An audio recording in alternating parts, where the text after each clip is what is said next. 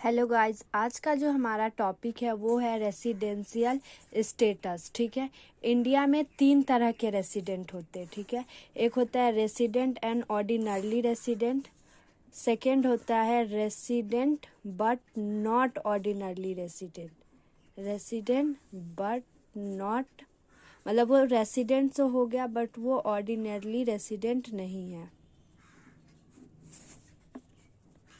Resident और third one होता है नॉन रेसिडेंट।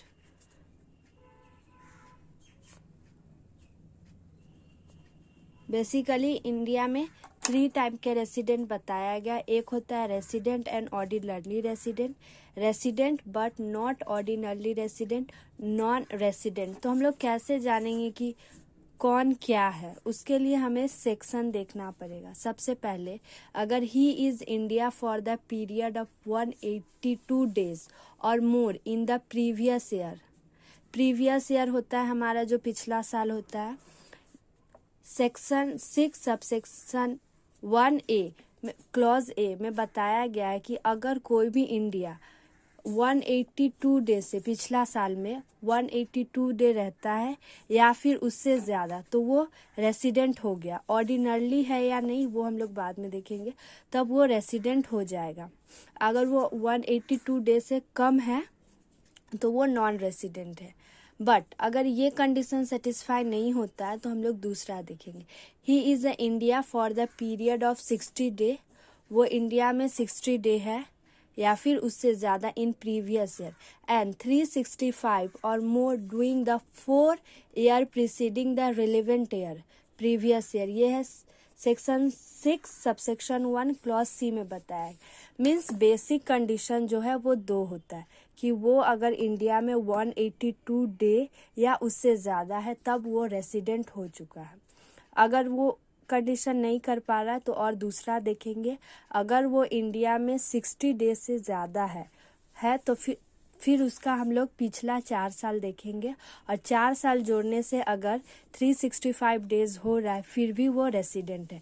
अगर ये दोनों में से एक भी कर देगा, यहाँ और क्या कंडीशन है, अगर ये दोनों में से कोई भी कंडीशन फुलफिल हो रहा है तो वो रेसिडेंट है।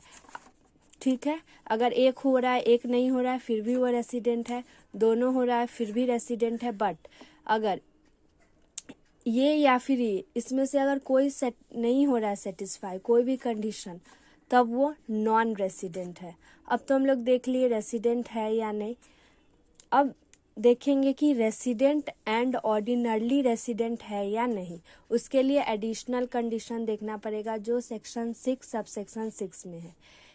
ठीक है, he has been resident in India at least 2 out of 10 previous year. Means ये जो हम लोग देखे उस 10 साल में किसी 2 साल में वो रेसिडेंट होना चाहिए। Immediately preceding the relevant previous year. पहले तो ये डिटरमाइन करेंगे कि वो रेसिडेंट है या नॉन रेसिडेंट।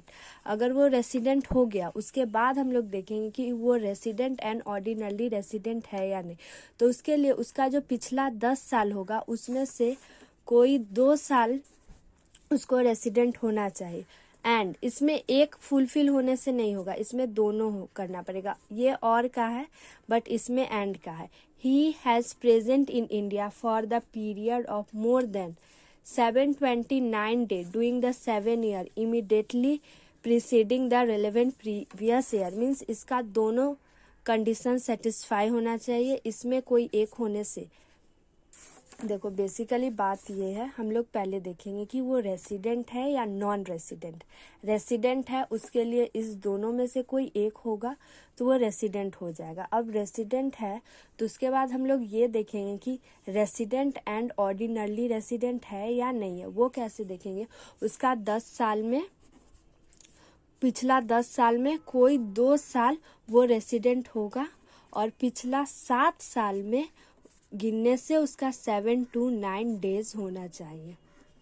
ठीक है, तब वो रेसिडेंट एंड ऑर्डिनरली रेसिडेंट है, दोनों होना चाहिए। अगर एक हुआ और एक नहीं हुआ, उसका 10 साल में कोई 2 साल वो रेसिडेंट है पर उसका 7 साल में 729 डेज नहीं हो रहा, तब भी वो resident but not ordinarily resident होगा। ठीक है, दोनों कंडीशन अगर फुलफिल हो रहा है तभी वो रेसिडेंट एंड ऑर्डिनरी रेसिडेंट है।